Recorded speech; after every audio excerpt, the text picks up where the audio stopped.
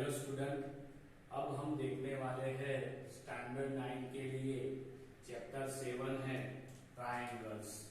तो इधर हम ट्रायंगल्स की एक नया रूल्स देखने वाले, कॉन्करेंस वाला रूल्स।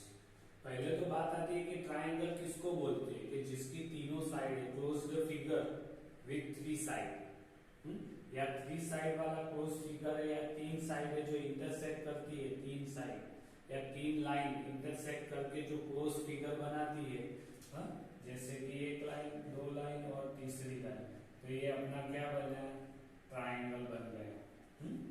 तो ट्रायंगल में पहला है कॉन्करेंट फिगर। कॉन्करेंट फिगर कौन सी रहती है, जैसे कि एग्जांपल में देखते हैं 2 स्टेम,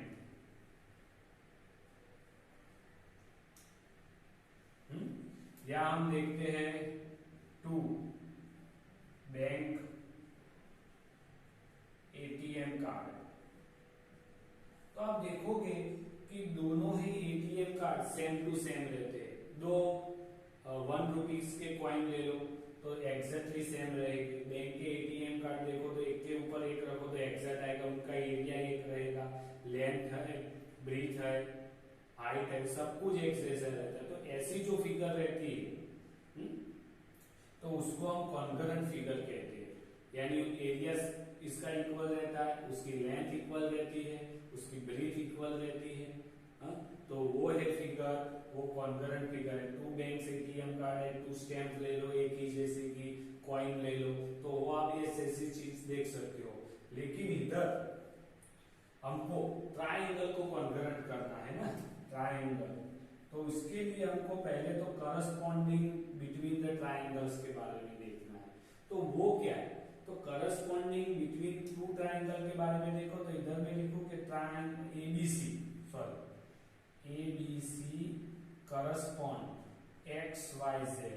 ये जो साइन है दोनों तरफ तीर वाला, एरो वाला, वो करस्पॉन्डिंग करती है कि ABC correspond X Y Z ऐसा लिखा है। उसका मतलब क्या रहता है, A point vertex correspond X आती है, बी करस्पॉन्ड क्या आती है, वाई आती है, और सी करस्पॉन्ड क्या होता है, जेड होता है। तो ये करस्पॉन्ड है, यानी ये है तब x आएगा, b है तब y आएगा, c है तब z आएगा, तब abc correspond x y z होता है तब। यानी ये तो ट्रायंगल की बात की a b c, और दूसरा अपना ट्रायंगल x y z। तो a के साथ x, b के साथ y और c के साथ z, तो एक करस्पॉन्डिंग की बात होगी। अब जब ट्रायंगल में जो वर्टेक्स है ए बी सी और एक्स वाई जेड जो करस्पॉन्ड होती है, यानी उनके रिलेशन में चलती है, तो कॉन्ग्रुएंट ट्रायंगल आपको मिलता है।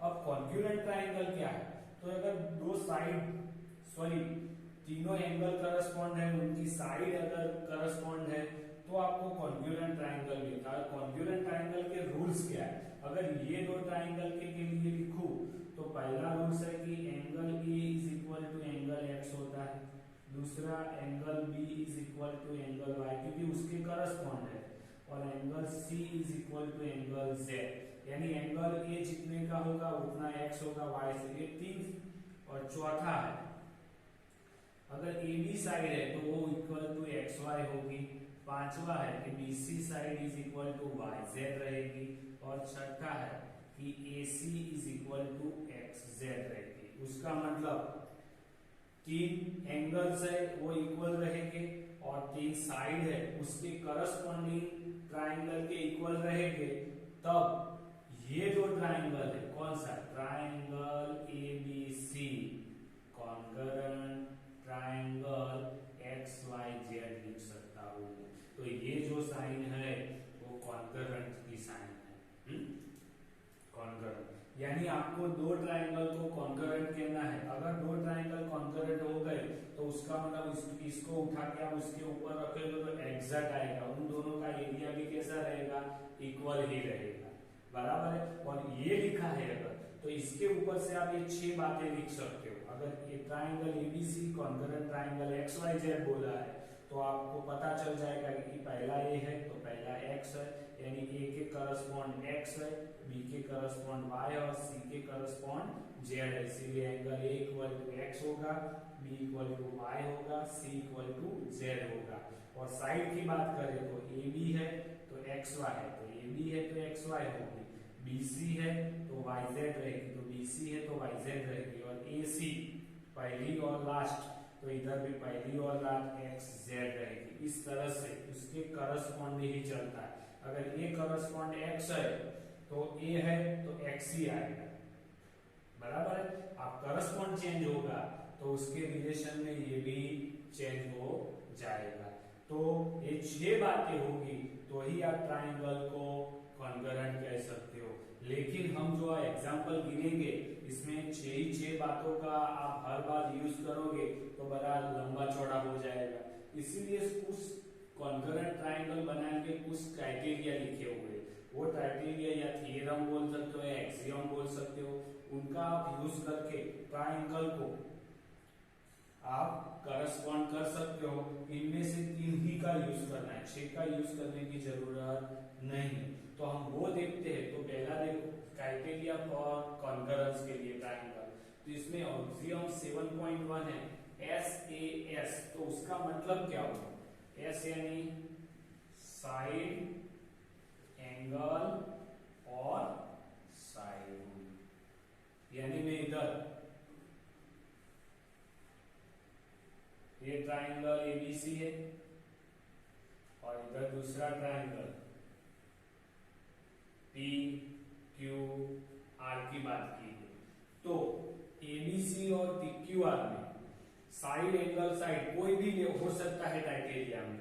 अगर ये साइड इसके इक्वल है, चलो, फिर ये दो साइड इसके इक्वल है और एंगल ए है, वो एंगल ए है, तो देखो साइड, एंगल, साइड लाइन में ही चलना चाहिए, करस्पॉन्डिंग ही होना चाहिए।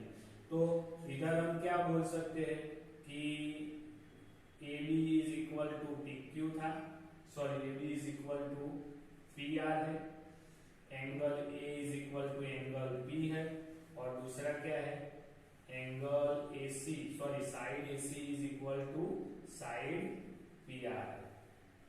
तो ये 3, अब ये 6 की बात करने की जरूरत नहीं है, 3 के ऊपर से मैं दोनों ट्राइंगल ABC कॉन्करेंट ट्राइंगल, अब PQR नहीं लिख सकता क्यों?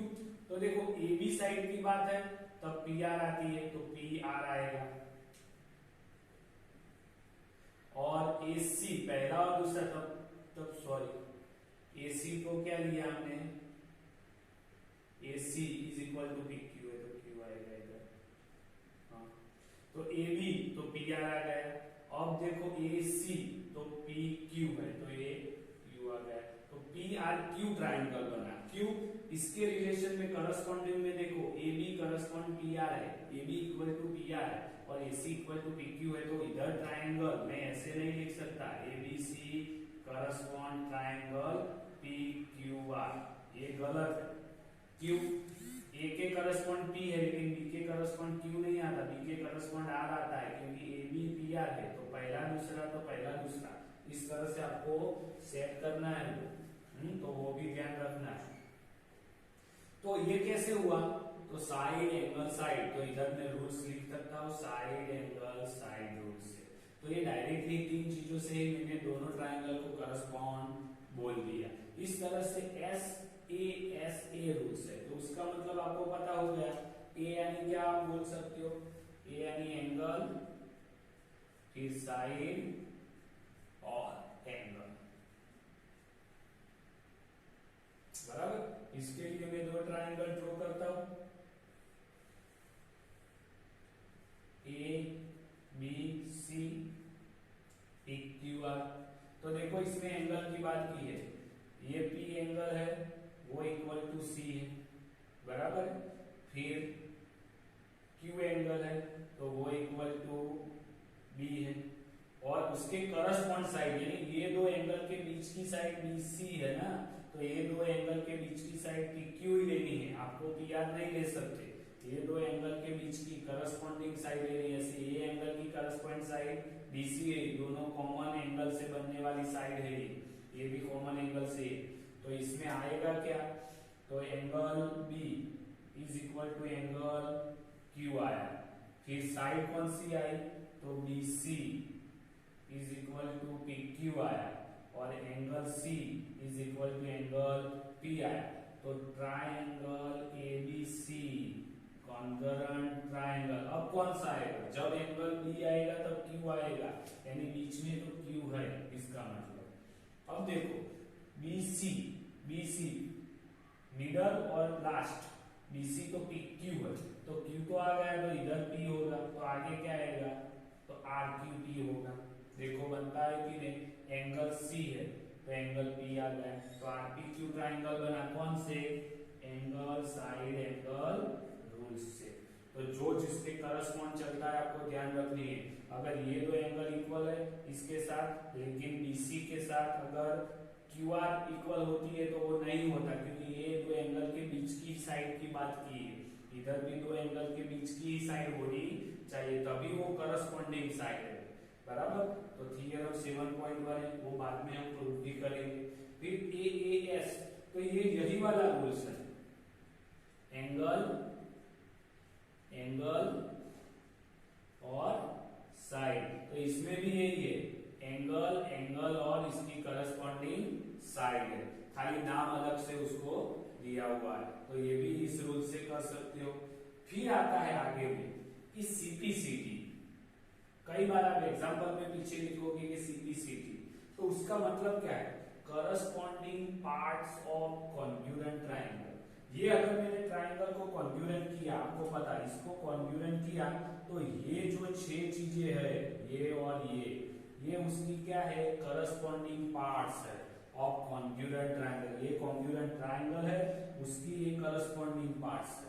अगर बराबर ये हो गए, तो अगर देखो कि ये दो ट्राइंगल हो गए कॉन्ग्रुएंट, तो मेरे को अभी ये ट्राइंगल के ऊपर से 6 चीजें लिख सकता हूँ।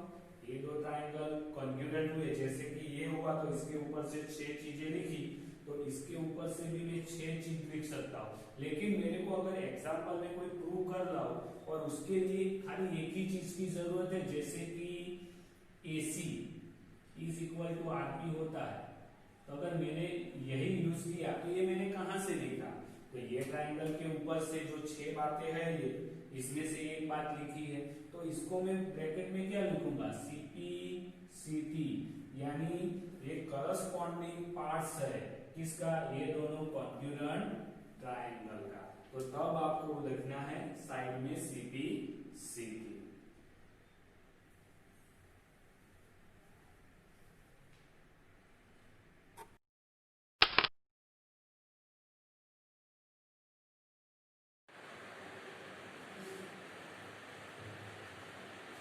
तो अब स्टार्ट कर रहे हैं एक्सरसाइज 7.1, जिसका क्वेश्चन 1 है।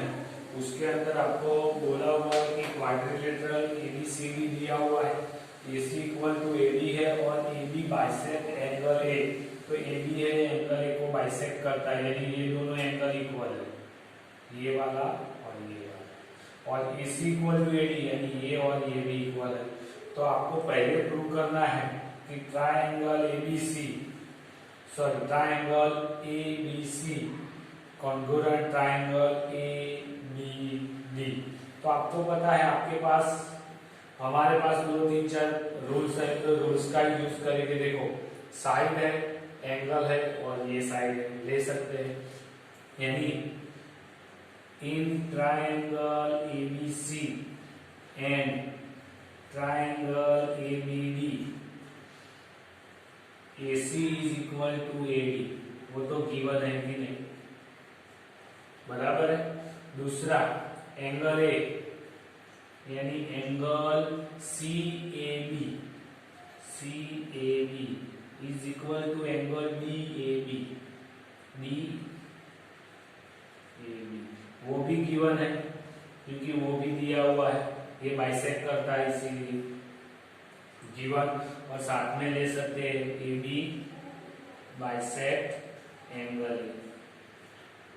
और तीसरा साइड आई एंगल आया और A B is equal to A B, क्यों? तो कॉमन साइड है कि नहीं? तो ये तीनों से हम क्या लिख सकते हैं कि triangle ABC concurrent triangle ABD, कौन सा रूल्स आया? साइड एंगल साइड, यानी SAS रूल्स। अब ये हो गया। फिर आपको बोला है कि what can you say about the BC and BD। तो इधर देखो BC क्या है, तो BC तो BD, ये CP CT। मैंने बोला था CP CT क्या है कि इसके ऊपर से आप जो 6 बातें लिखते हो इसमें से मैंने एक लिया, तो BC इक्वल टू BD हुआ, यानी इसके बारे में हम क्या बोल सकते हैं? तो BC and BD are equal side, ऐसा बोल सकते हो। तो ये आ गया आपका क्वेश्चन नंबर 1।